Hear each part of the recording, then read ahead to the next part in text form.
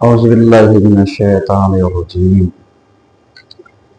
بسم الله الرحمن الرحيم الحمد لله رب العالمين الصلاة والسلام على أشرف الأنبياء والمرسلين أما بعد فقد قال الله تبارك وتعالى في القرآن الحكيم وهو أصدق الصادقين وقوله الحق بسم الله الرحمن الرحيم واعتصموا بحبل الله جميعا ولا تفرقوا صلى الله عليه محمد وعلى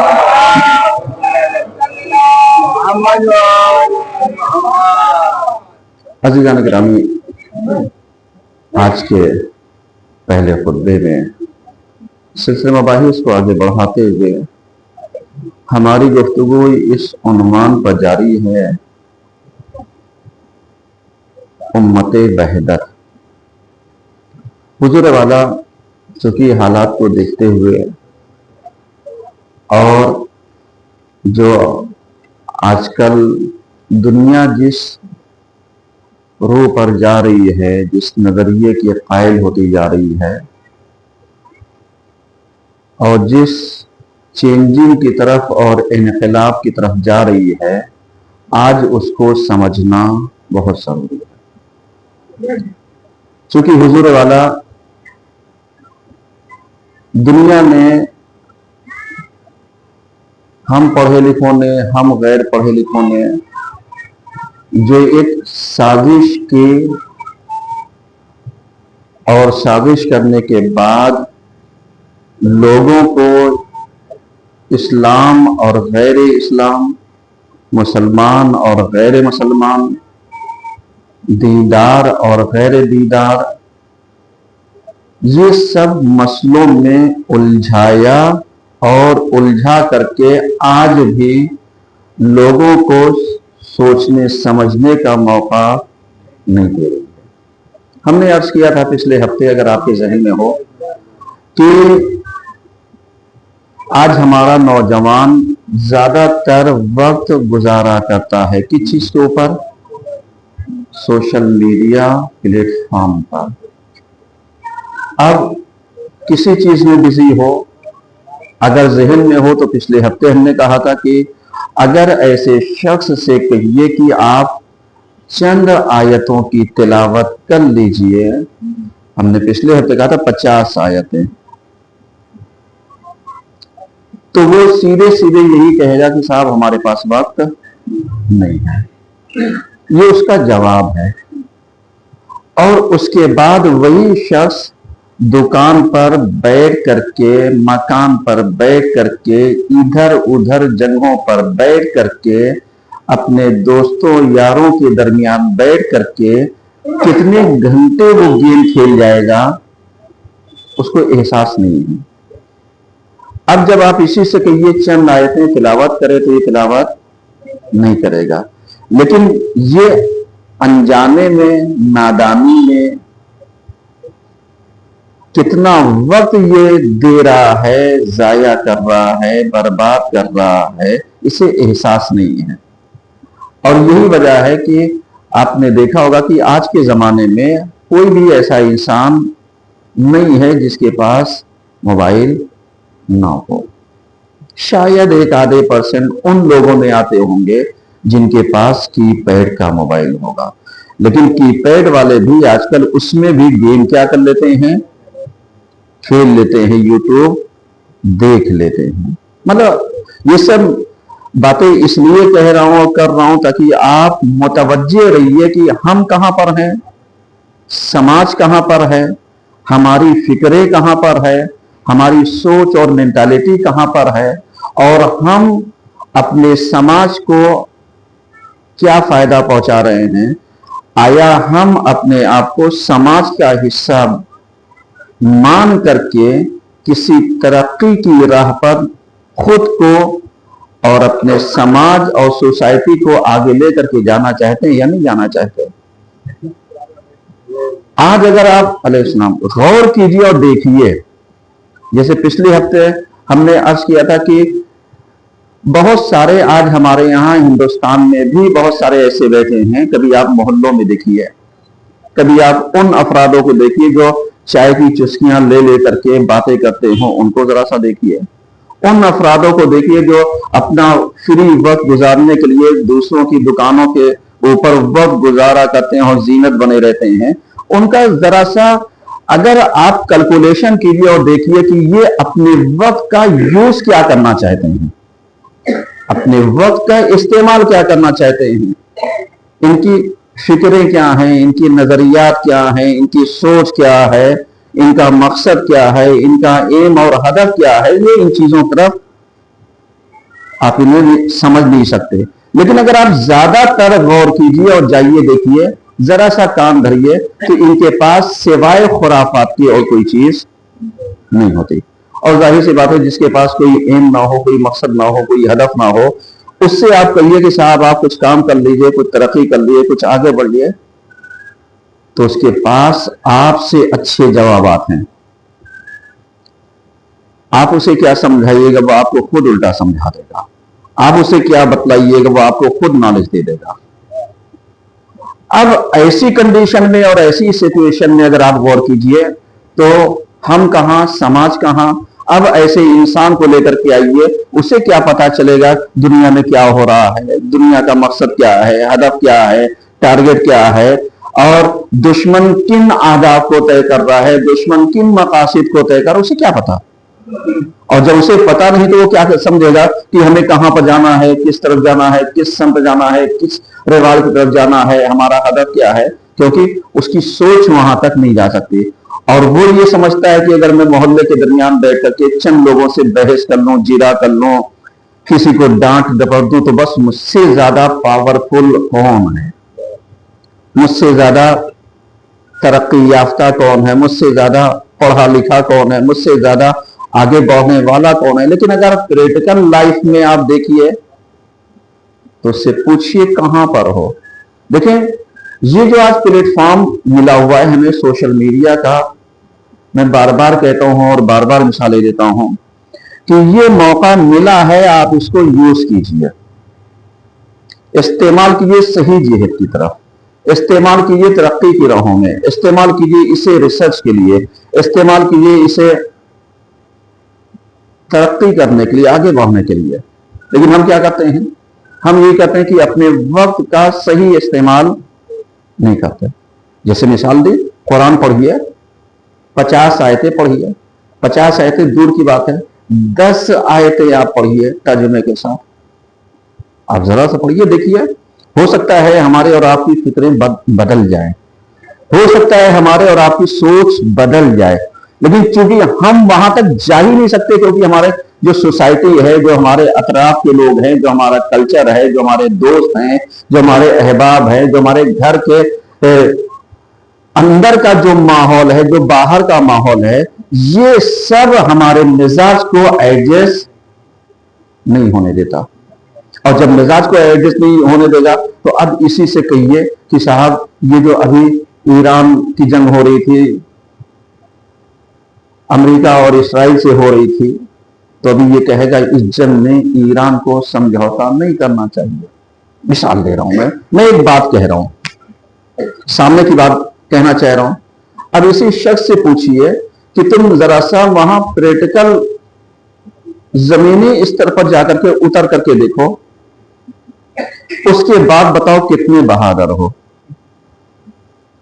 اس کے بعد بتانا کتنے شجاع ہو، اس کے بعد بتانا کہ کیا کرنا ہے، کیا ہونا ہے، کیا کرنا چاہیے، کیا ہونا چاہیے.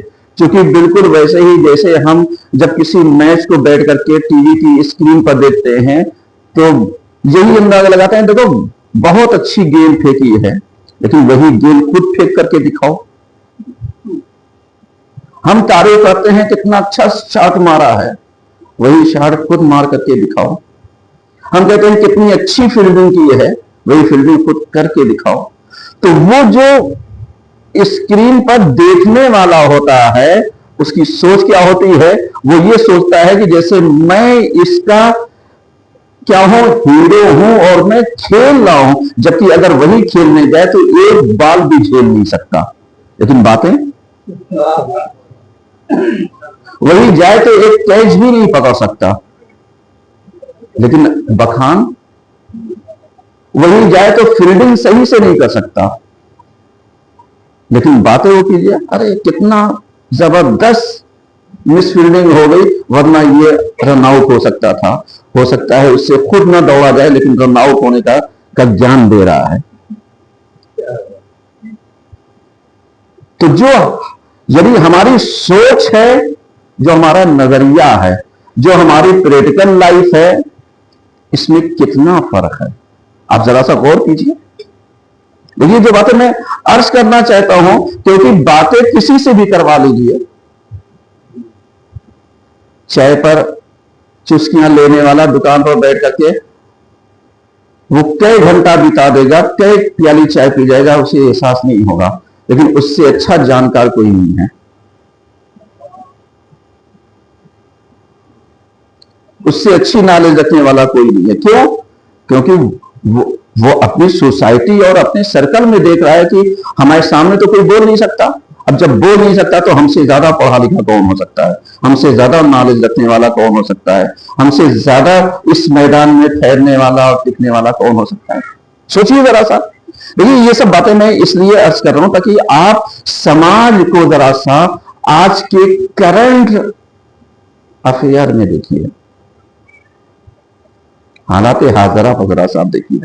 جب آپ حالات حاضرہ پر نظر رکھیں گے اور اس کے بعد اپنے آپ کو رکھیے، اپنے نظریات کو رکھیے، اپنے آپ کو پریکٹیکل میں لا کر کے دیکھیے، پھر اب اس کے بعد نتیجہ دینے کی کوشش کیے تو کہاں پر نظر آئیں گے؟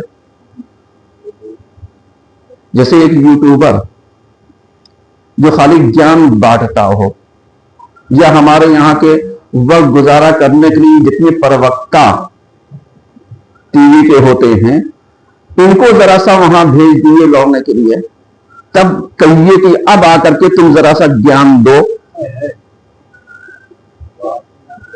یہ جتنے اینکر جتنے اچھل کر کے کود کر کے جتنے ایکشن میں یہ خبر دیتے ہیں، ان سے کہو یہی ایکشن میں جا کر کے وہاں جنگ لڑ کر کے دکھا کر کے آ کر کے پھر یہی انداز باقی رکھنا اور کہنا جنگ ایسے لڑی جاتی ہے، وہ ایسے کیا جاتا ہے۔ چونکہ ہم نے ابھی اس سے پہلے جو 12 روزہ کی جنگ میں تھی، ہمارے یہاں کے یہیں کے پترکار کو جب اسرائیل گئے ہوئے تھے، اس کے بعد آپ دیکھیے کتنا ڈرامہ یہ کر کے جو نیوزیں دے رہے تھے، جو دوسرے نیوز چینل والے تھے وہ ان کی کھلیاں اڑا رہے تھے، کہا دیکھو کتنے مکار ہیں یہ۔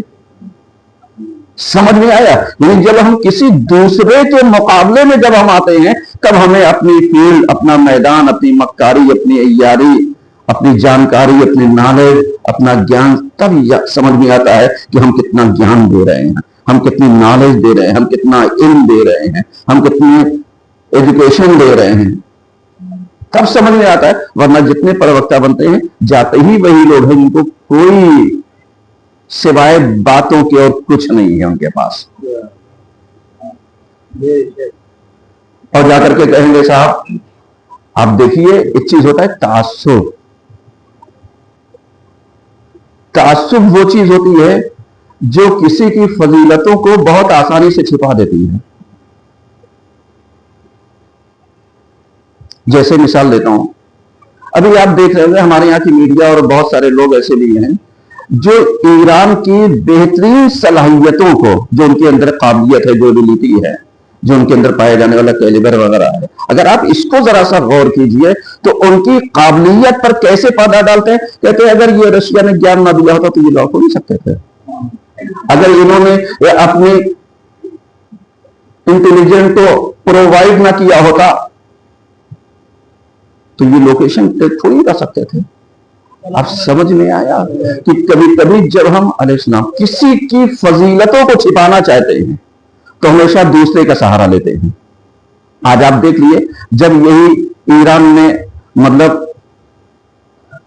سپر پاور کے جو بھرم تھا اس کو جب توڑ دیا تو اب سب یہی کہہ رہے ہیں اگر چائنا نے ساتھ نہ دیا ہوتا، اگر رشیا نے ساتھ نہ دیا ہوتا، اگر انہوں نے ساتھ نہ دیا ہوتا، یہ کیا جب ان کو خود ہی نہیں پتا تھا، اگر ان کو یہ یقین ہوتا کہ صاحب اگر ایران ہار جائے گا تو یہ کبھی ساتھ نہ آتے۔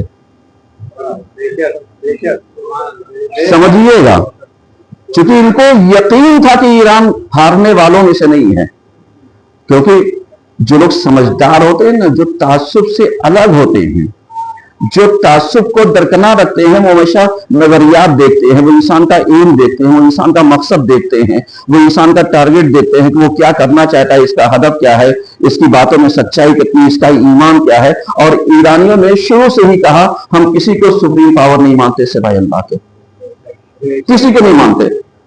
اور اسی ایمان کے اوپر انہوں نے یقین کی صورت میں پوری دنیا کو بتا دیا سپریم پاور خدا کے علاوہ کوئی نہیں ہے. اب یہ جتنے تعصب والے تھے انہوں نے اس کو کریڈٹ دیا, انہوں نے اس کو کریڈٹ دیا, انہوں نے اس کو کریڈٹ دیا کہ اگر یہ نہ کرتے, اگر یہ نہ کرتے. یہ اپنی ساکھ بچا رہے ہیں. ورنہ رشیا کیا بھول گیا کہ اس سے پہلے ابھی یہ یوکرین میں جنگ میں لڑا ہوا ہے, اگر ایران نے ڈرون نہ دیا ہوتا تو یہ بتائیے ان کا حال کیا ہوگا. سلوات تو پڑھیے کم سے کم.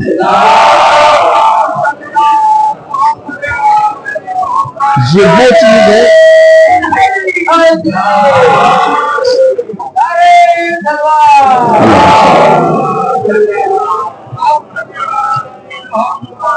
ذرا سا غور کیجئے گا, یہ چیزیں تو آ گئی ہیں, اندر کی باتیں کون جانتا ہے.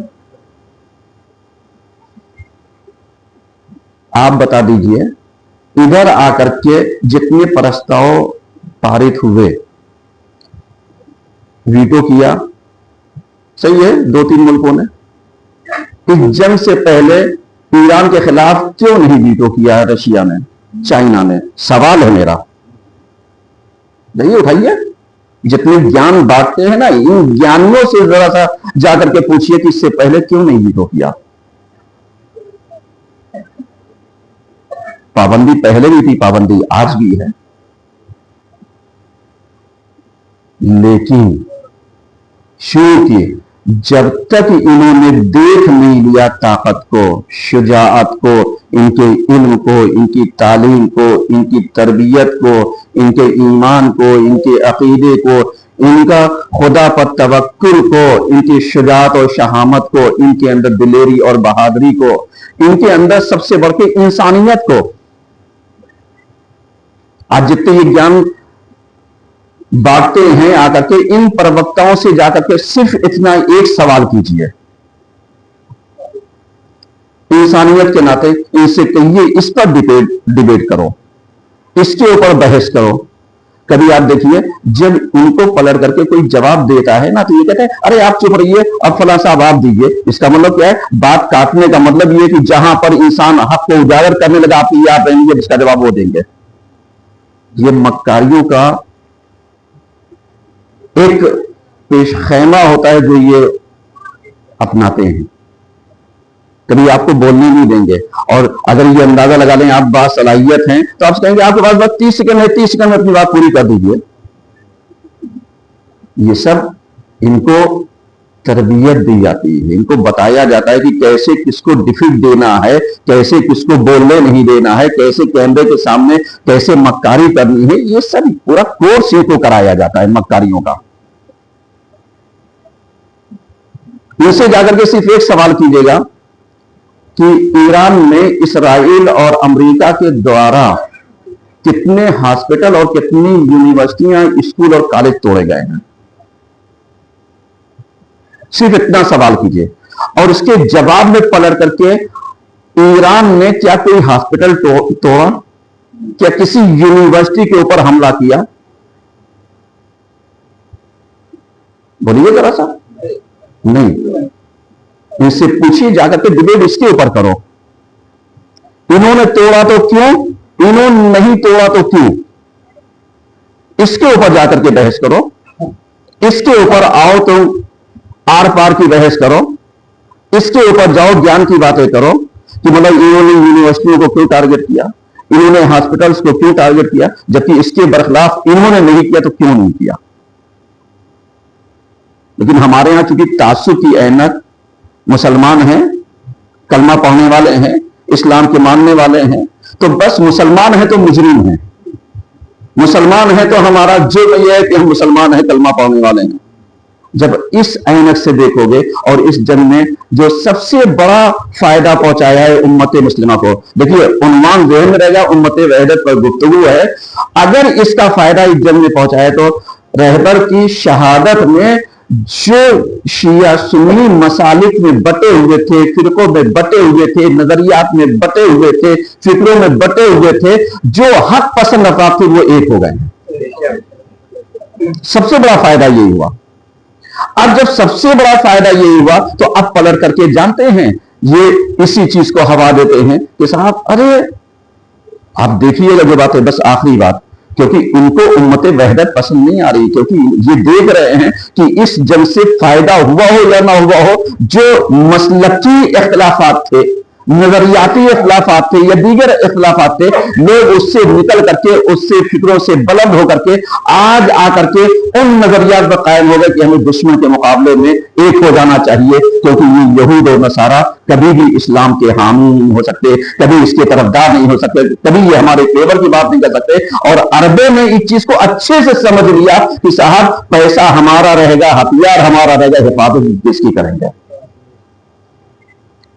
جب یہ چیز سمجھ میں آ گئی تو اب ہمارے درمیان سے بہت سارے لوگ ہوتے ہیں سوشل میڈیا کا غلط نتیجہ دے رہا ہوں، سوشل میڈیا کا غلط استعمال کرنے کے لیے، اور کہتے ہیں ارے ہم تو جانتے تھے کہ ایران اور اسرائیل ایک ہے، کیونکہ یہ تو آپس میں کبھی نہیں لڑتے، یہ تو نورا کشتی کر رہے تھے۔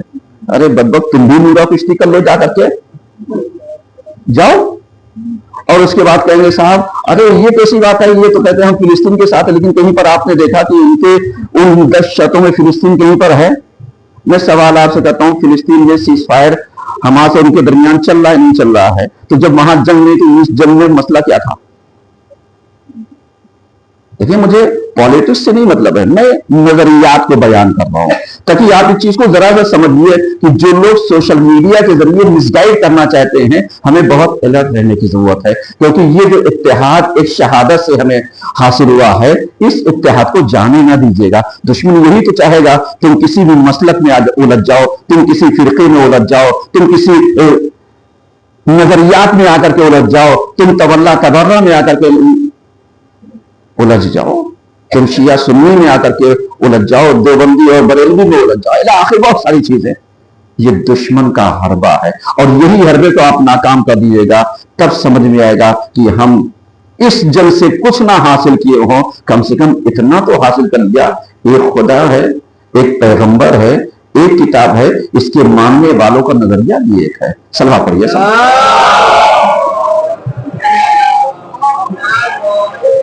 اعوذ باللہ من الشیطان الرجیم، بسم اللہ الرحمن الرحیم، والعصر ان الانسان لفی خسر الا الذین آمنوا وعملوا الصالحات وتواصوا بالحق وتواصوا بالصبر۔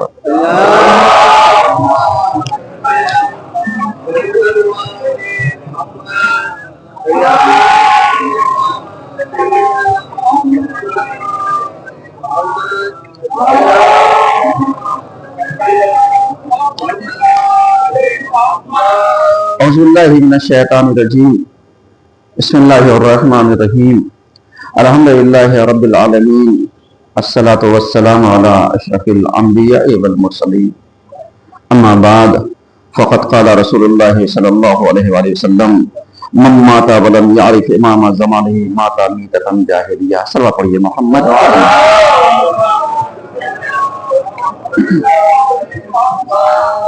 عزیزان گرامی، آج کے دوسرے خطبے میں سلسلہ مباحث کو آگے بڑھاتے ہوئے ہماری گفتگو اس عنوان پر جاری ہے، حالات حاضرہ اور ضرورت امام۔ حضور والا، آج کون ایسا شخص ہے جو اپنے امام کے ظہور کا طلبگار نہ ہو، جو نہ چاہتا ہو کہ امام نہ آئے؟ زیادہ تر لوگ یہی چاہتے ہیں امام آ جائیے۔ ذرا سا آپ ملاحظہ کیجئے، ابھی جس کنڈیشن میں، اگر آپ ذرا سا دیکھیے 20-25 دن پہلے ابھی ہمارے ہندوستان میں جس چیز کا سنکٹ آیا تھا، پریشانی آئی تھی، وہ کیا تھا؟ گیس، LPG، صحیح ہے نا؟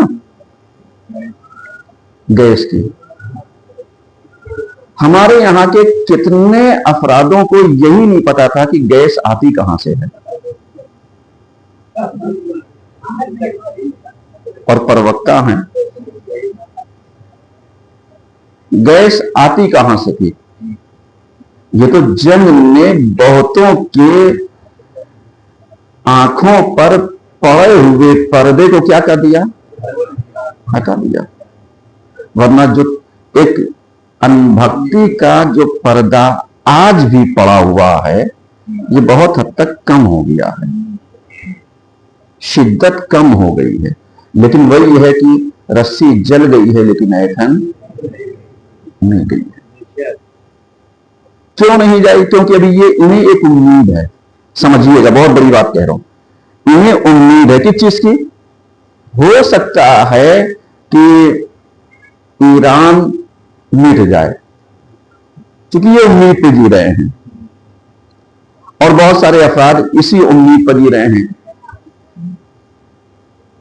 کبھی آپ غور کیجئے گا، ان لوگوں کو شیعیان حیدر کرار کی ہسٹری شاید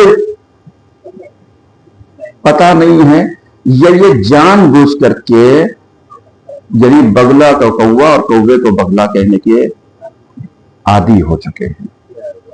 چونکہ یہ جو تعصب کی عینت ہے انہیں بگلا بھی کوا ہی نظر آتا ہے،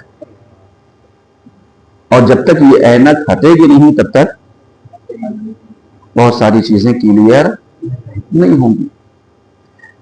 یہ عینت ہٹ کیسے سکتی ہے؟ دیکھیے، قدرت ہے. قدرت کا مطلب نیچر. اگر اس قدرت کو آپ سمجھنا چاہیں، جتنا زیادہ اللہ پر یقین ہوگا علیہ السلام، جتنا زیادہ یقین ہوگا اتنا ہی زیادہ یعنی انسان کے یقین، انسان کا اعتقاد، انسان کا اللہ پر بھروسہ اور انسان کا پیغمبر کی باتوں پر یقین.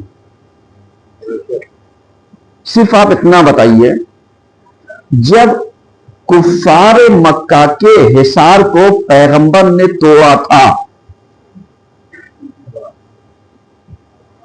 میں آپ کو ہسٹری کی طرف لے کر کے جانا چاہ رہا ہوں، جہاں پر 40 قبیلے کے لوگوں نے گھیرا اور یہ تھا صاحب ننگی تلواریں بھی، پیغمبر نکل نہیں سکتے. لیکن پیغمبر نکلے، اپنی جگہ پر سلایا، اور جب نکلے تو کیا کیا تھا؟ تلواریں تھی، تلوار کا مقابلہ تلوار سے ہونا چاہیے تھا یا نہیں؟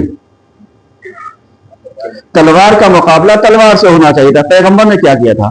پیغمبر نے کنکری اٹھائی، پڑھا، پھینک دیا. اب جب پھینکا تو قرآن کہتا ہے پیغمبر یہ کنکریاں آپ نے نہیں پھینکی، یہ میں نے پھینکی. وما رمیتو،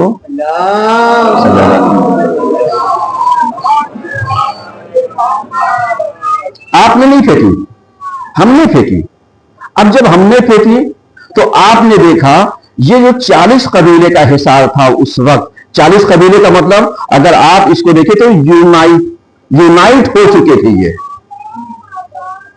ایک طاقت، ایک قوت، جہاں 40 قبیلے اکٹھا ہو جاتے کسی میں دم نہیں تھا جو مقابلہ کر لیتا.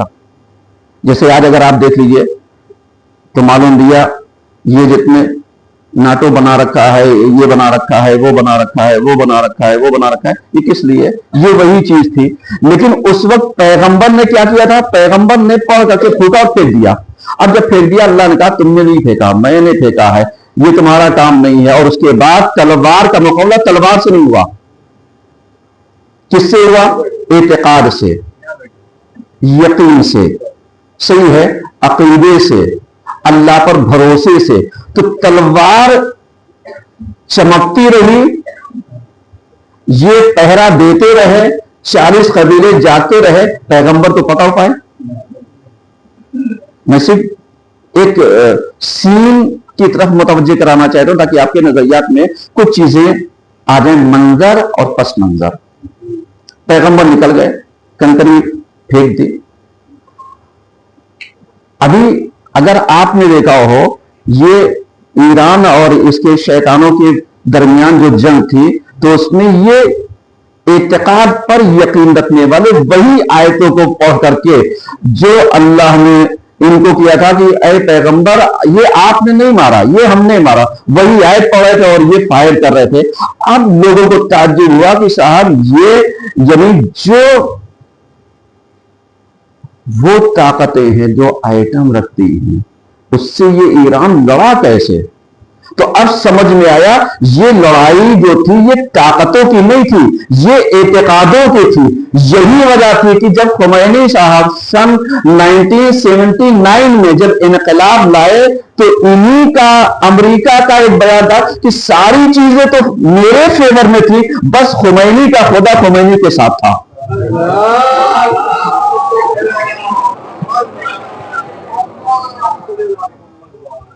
سمجھیے گا. اب ذرا سا اسی چیز کو پلٹیے، جیسے حالات حاضرہ اور ضرورت امام. خامنہئی صاحب کے بیان کو اگر آپ دیکھیے، ان کی پیشن گوئی تھی یا نہیں تھی کہ صاحب اب جو جنگ ہوگی وہ صرف ایران تک نہیں ہوگی، منطقی ہو جائے یعنی پورے ایریے میں پھیل جائے گی. اور اس کے بعد کہا کہ انشاءاللہ حق کی جیت جو ہوگی وہ حق کی اور سچ کی ہوگی. آپ ملائیے نظریات کو، ملائیے ساری چیزوں کو. چونکہ خمینی صاحب کے بارے میں یہ جو پوتین ہے جب یہ ملنے آیا ہے اس نے بار بار کہا ہے کہ میں نے عیسیٰ کے بارے میں بہت کچھ سنا تھا، لیکن جب میں اس سید کو دیکھتا ہوں تو جناب عیسیٰ کے جو صفات اور کمالات ہیں وہ اس کے اندر نظر آتے ہیں. سمجھ رہے ہیں؟ یعنی اس کو یقین تھا کہ جناب عیسیٰ کے کمالات، صفات، خوبیاں اس سید کے اندر ہیں، لہذا یہ آ گیا ان کے ساتھ. اب لوگ لاکھ کہتے رہے صاحب یہ نہ کرتے تو یہ ہو جاتا، یہ نہ کرتے. اب آپ بتا دیے پیغمبر کو جنہوں نے تلواروں سے گھیرا تھا تلوار چلی؟ پہرا اتنا گمبھیر تھا کہ کوئی اگر ہماری زبان میں کہیں تو کوئی بھی پرندہ پر نہیں مار سکتا تھا. پیغمبر نکل کے پتا چلا نہیں.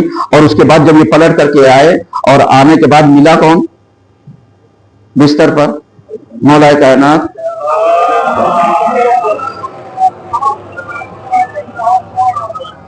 ملے یا نہیں ملے؟ ملے تو اس سے پوچھا صاحب ارے تم کہاں کا بتاؤ پیغمبر کہاں ہے؟ کہاں تم میرے حوالے کر کے گئے تھے. اگر انہیں لڑنا تھا تو اسے لڑ لیتے. جیسے ہمارے یہاں ایک کہاوت ہے کھسیانی بلی کیا کرتی ہے. اسرائیل نے یہی کام لبنان کے ساتھ کیا کہ اپنی کھسیانی حرکت کو مٹانے کے لیے ایک مظلوم اور نہتوں کے اوپر پبلک کے اوپر اس نے حملہ کیا اور 10 منٹ کے اندر 160 بم اس نے گرائے. ذرا سا پڑھیے جا کر کئی 100 لوگ شہید ہوئے، کئی ہزار زخمی ہوئے. ہے درد ان کو کوئی؟ اس کے اوپر یہ جتنے سوشل میڈیا پلیٹ فارم کے اوپر بحث کر رہے تھے یہ حرمین پہ خادمین پہ حملہ ہے، یہ ہے یہ ہے یہ ہے. اب عرب کے اوپر حملہ ہوا، انہی پروکتاؤں سے پوچھو کس کو درد ہوا. صحیح ہے؟ چونکہ ہمارے یہاں گیان 2 طریقے کا ہوتا ہے، علم 2 طریقے کا ہوتا ہے. ایک وہ جو پڑھا ہوتا ہے، ایک وہ جو کہا ہوتا ہے. صحیح ہے نا؟ پڑھا ہوا اور کہا ہوا دونوں میں بہت فرق ہے. کہے ہوئے کو تجربے کار کہتے ہیں اور پڑھے ہوئے کو ممکن ہے بزدل ہو، پڑھا لکھا ہو سکتا ہے. پڑھا ہوا ہو ممکن ہے شجاع ہو، پڑھا لکھا ہو ممکن ہے ایک صحیح جہت کی طرف جائے اور پڑھا لکھا ہو ممکن ہے ایک غلط جہت کی طرف جائے. ورنہ آج آپ بتا دیجیے ہمارے ہندوستان میں بہت سارے مسلمانوں نے کیا کیا ہے. مسلمان آج پڑھے لکھے نہیں. آج آپ دیکھیے ذرا سا یہ ان کانوں کو کھلا رکھیے اور محلے کے جو بیٹھ کر کے فالتو لوگ ہیں ادھر ادھر جو بیٹھ کر کے جمگھٹا لگاتے ہیں باتیں کرتے ہیں ان کی باتوں پر ذرا سا دھیان دیجیے تو کہیں گے مسلمان کتنے پڑھے لکھے ہیں. ہمارے ہندوستان کی بات کہہ رہا ہوں. मुसलमान अगर पढ़ा लिखा ना होता तो आज हिंदुस्तान को एटमी पावर बनाने वाला कौन है? बोलिए जरा साहब। मुसलमान ही तो है जिसने इसको एटमी पावर बनाया, और आज हम कोस किसे रहे हैं? वही मुसलमान को। अब समझ आया कि हम कितनी सलाहियतों को बर्बाद कर रहे हैं, अंदाजा है? यानी तासुब की ऐनक में कितने बच्चों के फ्यूचर से हम खेले जा रहे हैं, अंदाजा है? आज हो सकता है हमारे दरमियान कितने बच्चे। यही वजह है कि ये इस शैतान को अगर आप देख लिए तो ये हमेशा स्कूलों को टारगेट क्यों करता है? ताकि कोई पढ़ लिख करके आगे बन करके तरक्की याफ्ता मुल्कों में इनका शुमार ना होने पाए, ये आगे पढ़ने ना पाए, इसलिए स्कूलों को टारगेट किया जा रहा है। और जो इल्म दोस्त होते हैं, क्योंकि हम उसके मानने वाले हैं जिसने बुनियाद ही इल्म पर रखे, जिसमें सबसे पहले वही आई तो किस चीज पर आई? बिस्मिल्लाहिर्रहमानिर्रहीम, इक़रा बिस्मि रब्बिकल्लज़ी खलक़, खलक़ल इंसाना मिन अलक़, इक़रा व रब्बुकल अकरम, अल्लज़ी अल्लमा बिल क़लम, अल्लमल इंसाना मा लम यअलम। तो हमारे यहां जो बुनियाद है किस चीज की? पैगंबर पढ़ो। अब जब पढ़ने की बुनियाद है, अब जो इसका दुश्मन होगा वो टारगेट किस चीज को करेगा? जवाब भी दे रहा हूं आपको। टारगेट हमेशा स्कूलों को, कॉलेजों को, यूनिवर्सिटियों को, क्योंकि जिसके अंदर बनाने की क्षमता नहीं होती ना, वो बिगाड़ने की ताकत उसके अंदर फौरी तौर पर पाई जाती है। लिहाजा अगर आप हमारे यहां देखिए तो पलट करके देखिए कि इधर आकर के सन 2010 से लेकर के 2026 तक पूरे हिंदुस्तान का इतिहास उठाइए, कई 100 यूनिवर्सिटियां बनी हैं। सवाल है मेरा,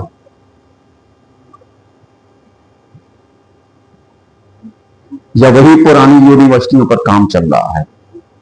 और उसके बाद बातें बधारने वाले ये प्रवक्ताओं से पूछो आकर के, इसके ऊपर डिबेट करो कि कितनी यूनिवर्सिटियां बनाई, किस काबिल बनाई। हाँ, बने हुए को रिपेयर कर लेना, बने हुए पर अपना नाम जमा लेना, नाम चेंज करना, ये तो बहुतों का काम होता है, क्योंकि जो कब्जा करने वाले होते हैं वो सबसे पहले नाम और पहचान छिपाते हैं। सलवात तो पढ़िए।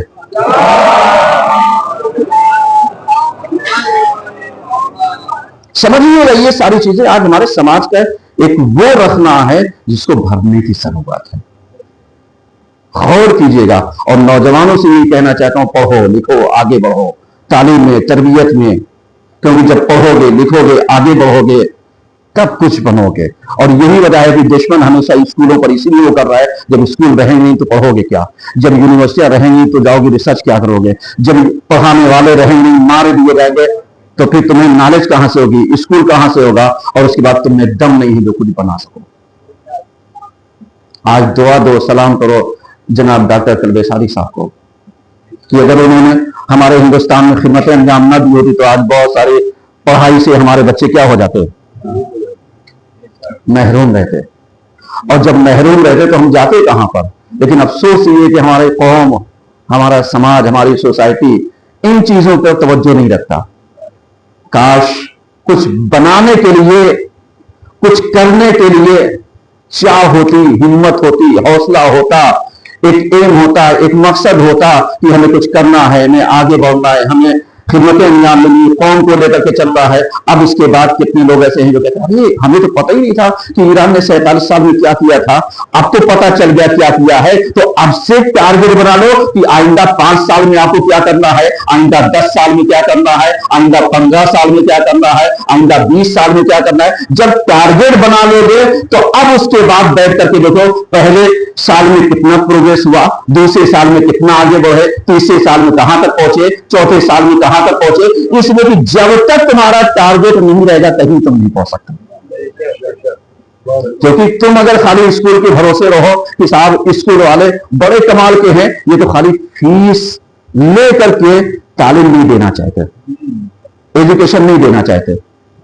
क्यों? क्योंकि इनका काम ही यही है, ये आपको चैप्टर रटाएंगे, इनको सलाहियत नहीं देनी है, इनको आपको काबिल नहीं बनाना है। काबिल बनने की کے لیے آپ کو الگ سے ایڈوانس کورس کرنا پڑے گا، اور ایڈوانس کورس بھی جب آپ کیجیے گا تو اس کے بھی لیول بنا رکھے ہیں، تاکہ تم پہلے لیول پر کہیں پر پہنچو نہیں، دوسرے لیول پر کہیں پر پہنچو نہیں، تیسرے لیول پر کہیں پر پہنچو نہیں۔ اس لیے کہ جب انسان ٹرائی کرتے کرتے کرتے کرتے جب وہ بجٹ سے ٹوٹ جائے گا تو فائنل تک پہنچنے سے کیا ہو جائے گا؟ پیچھے ہٹ جائے گا، اور جب پیچھے ہٹ جائے تو نتیجہ کیا ہوگا؟ نتیجہ یہ ہوگا پڑھائی کے اوپر وہ کبھی آگے نہیں بڑھ سکتا۔ تو اب اگر ایسا موقع ہمارے درمیان آ جائے تو، اگر یہ موقع ہمارے پاس آئے، جیسے پچھلے ہفتے میں نے عرض کیا تھا کہ اللہ کا شکر ہے کہ علی گڑھ میں ڈاکٹر کلب ساری صاحب کا ایک بہترین مدرسہ ہے، بہترین ہاسٹل ہے، آپ جا کر کے دیکھیے، جس میں دونوں تعلیم دی جاتی ہے، اور وہاں پر مدینۃ العلوم کے نام سے یہ پوری ہے کیمپس پایا جاتا ہے ہر فیلڈ میں، اور اچھی ایجوکیشن، اچھی تعلیم، اچھی تربیت۔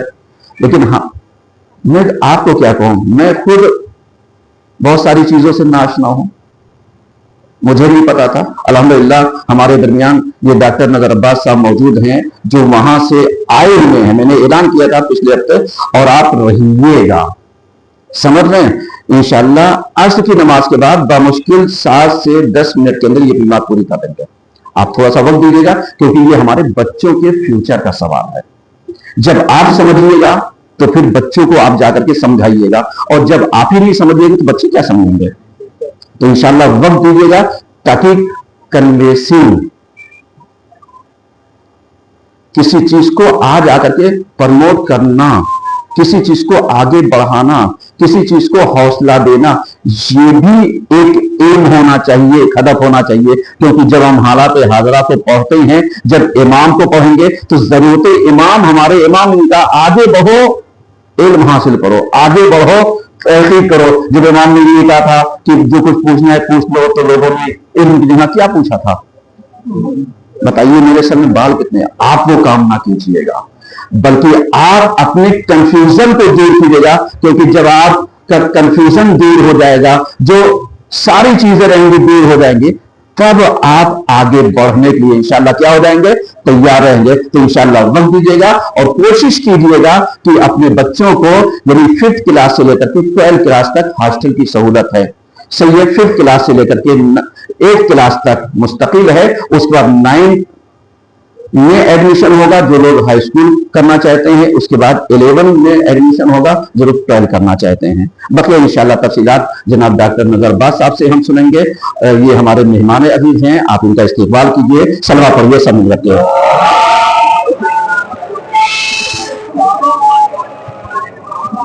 انشاءاللہ آج کی حدیث کے ساتھ ٹھیک 8:30 بجے اسی جگہ پر ہوگی، جناب اسرار صاحب دانگو پوری صاحب کی طرف سے ہوگی۔ آپ کثیر تعداد میں تشریف لے کر